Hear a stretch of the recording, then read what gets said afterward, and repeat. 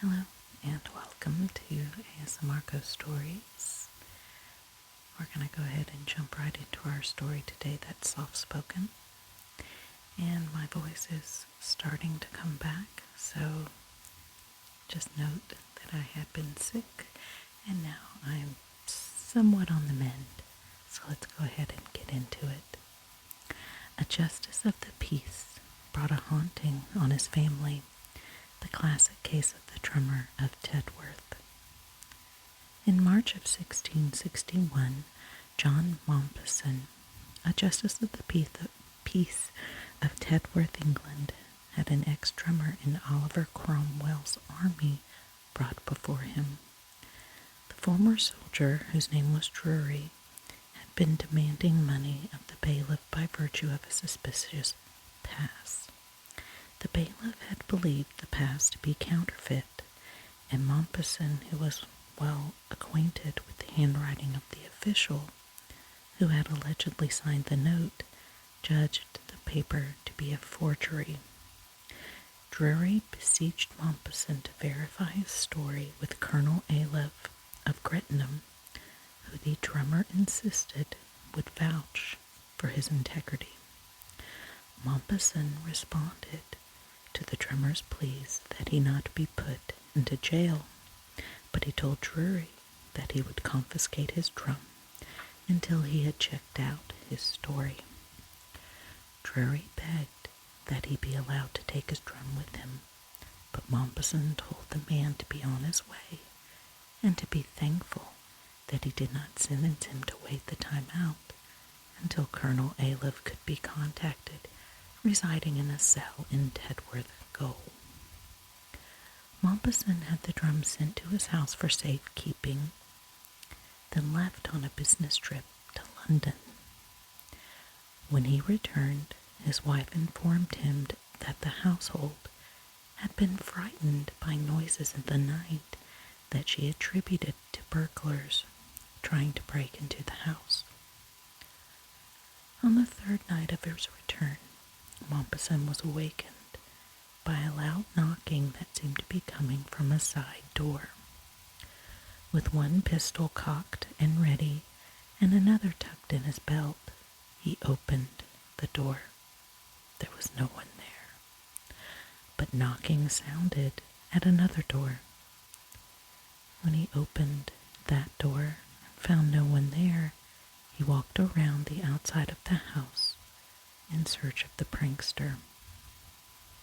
He found no one, nor could he account for the hollow drumming sound that came from the roof. From that night on, the sound of drumming came always just after the Mompessons had gone to bed. After a month, the disturbances moved from the roof down into the room where Mompesson had placed Drury's drum. Once there, the ghostly drummer favored the family with 2 hours of martial rolls, tattoos, and points of war each evening. The ghost began beating on the children's bedsteads at night, sometimes raising and lowering their beds in time with its drumming. When it would at last cease pounding the invisible drum and hoisting their beds in the air, it would lie under the beds, scratching at the floor. The Mompessons tried moving their children to another bedroom, but the drummer moved along with them. The knocking became so loud that it awakened neighbors several houses away. The Mompesson servants also received nocturnal visits from the ghost. It would wait until they drifted off to sleep. Then it would lift their beds. On occasion, it would curl up around their feet. The unseen drummer soon had achieved such strength that it could hand boards to a servant who was doing some repair work on the house. This remarkable remarkable display of spirit energy was observed by numerous witnesses, but Maupassant stepped in and forbade the servant to encourage such familiar interaction with the demon. Perhaps Maupassant should have been more judicious in his designation of the unseen spirit's character, for the entity emitted offensive, sulphurous fumes. The stench convinced the justice of the peace that their unwelcome visit had come directly from the pit of hell. A Reverend Cragg was summoned to conduct prayers and a kind of exorcism in the home. The drummer kept quiet until the minister's closing Amen.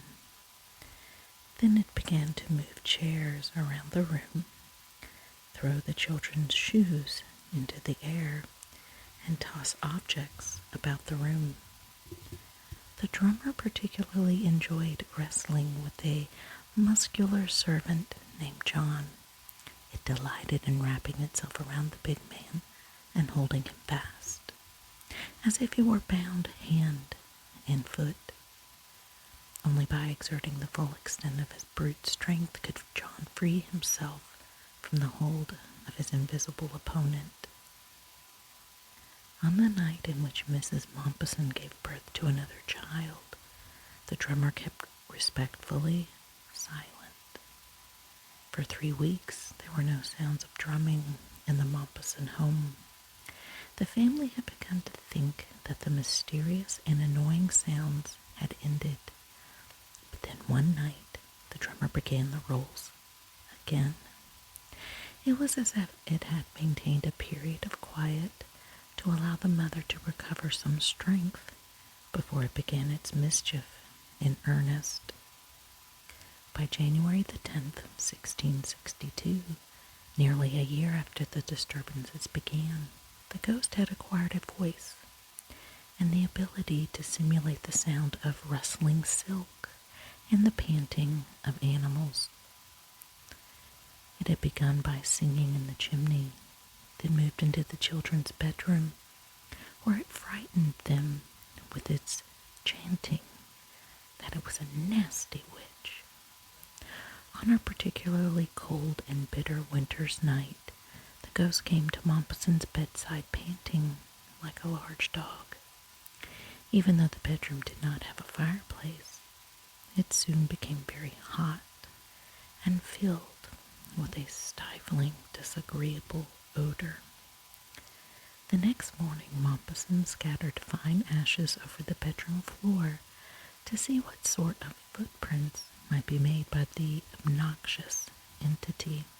The ghost entered the bedroom again that night, and on the following morning, Maupassant was baffled by the discovery of the markings of a great claw, some letters, circles, and other strange imprints. Reverend Joseph Glanville was attracted to the case by the reports that had reached him, and he arrived to conduct his investigation. The phenomena provided the clergyman with ample evidence of their existence from the very first moment of his arrival. It was 8 o'clock in the evening, and the children were in bed, suffering their nightly ritual of scratching, bed liftings, and pantings. Reverend Glanville tried desperately to trace the source of the disturbances, but could find nothing. Later that night, when Reverend Glanville and a friend retired for the evening, they were awakened by a loud knocking. "What would you have to do with us?" the clergyman asked the entity. "Nothing with you," a disembodied voice answered him. The next morning, Reverend Glanville's horse was found in a state of nervous exhaustion. A puzzled servant pronounced his opinion that it had appeared as though the animal had been ridden all night. Glanville mounted the horse for his return trip, and it collapsed. Although the horse was well attended and cared for, it died within 2 days. On one occasion, Mompesson fired his pistol at a stick of firewood that had suddenly become animated, and he was astonished to see several drops of blood appear on the hearth. The firewood fell to the floor, and a trail of blood began to drip on the stairway as the wounded ghost retreated. One wishes that a modern pathologist's laboratory could have had an opportunity to analyze the drops for blood type. When the thing returned 3 nights later, it seemed to take out its anger for Mompesson's attack on the children. Even the baby was tossed about and not allowed to sleep. In desperation, Mompesson arranged to have the children taken to the house of friends. Later that night, when the ghost pounding on the door to Mompesson's bedroom, it showed itself to a startled servant. I could not determine the exact proportion, the terrified man told his master, but I saw a great body with 2 red and glaring eyes, which for some time were fixed steadily upon me. A friend of Mompesson's, hoping to be of some assistance to the justice of the peace, had all of his coins turned black during the course of his overnight stay. His horse was discovered in the stables with one of his hind legs firmly fastened in its mouth. It took several men working with a lever to dislodge the hoof from the unfortunate beast's jaws. About this time, Drury, the man whose drum Mompesson had confiscated, was located in Gloucester Gaol, where he had been sentenced for thievery. Upon questioning, he freely admitted putting a spell on Tedworth's justice of the peace and witching him. Quote, "I have plagued him," the man boasted, "and he shall never be quiet till he hath made me satisfaction for taking away my drum." End quote. It is likely that the hauntings at Tedworth began quite independently of the bitter ex-soldier who claimed to have put a curse on John Mompesson. It would not seem all that inconsistent with Drury's character to conjecture that after he learned of the disturbances at Tedworth, he might have taken the credit for originating the manifestations. On the other hand, one should recognize the terribly potency that some people accredit to curses, the direction of negative suggestion. Justice of the Peace Mompesson had Drury tried for witchcraft at Sarum, and the drummer was condemned to be transported to one of English colonies. Certain accounts have it that the man so terrified the ship's captain and crew by raising storms that they took him back to port and left him on the dock before sailing away again. With the drummer either on his way to the colonies or set free from jail to do as he would, the manifestations in the Mompesson's house ceased. By the time a king's commission had arrived to investigate the alleged hauntings, the phenomena had been quiet for several weeks. The Cavaliers spent the night with the family, then left the next morning, pronouncing their consensual verdict that the entire 2-year haunting had been either a hoax or a misinterpretation of natural phenomena by credulous and superstitious individuals. Whatever the truth of the manifestations in the Mompesson home, the demon of Tedworth is so much a part of the legend and folklore of England that ballads and poems have been written in celebration of the incredible series of events. Later, Reverend Joseph Glanville wrote, "Satacamus triumphatus witnessing the phenomena at Tedworth while it was in progress, expressing his frustration with the king's investigators and their final verdict regarding the phenomena. Glanville wrote, quote, "It was bad logic to conclude a matter of fact from a single negative against numerous affirmatives, and so affirm that a thing was never done.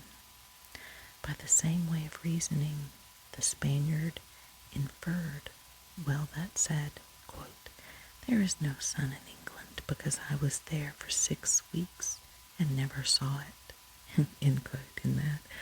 This is the common argument of those that deny the being of apparitions. They have traveled all hours of the night and have never seen anything worse than themselves, which may well be, and thence they conclude that all apparitions are fancies or impostors." So there you have it. Do you think it was a hoax or for real? Thank you all for listening, and I appreciate you sticking with me while I'm getting my voice back. And if you do like these kind of videos, hit the like button and subscribe as well. And if you have any suggestions for a future story, comment below. Until then, stay just a little scared. Bye.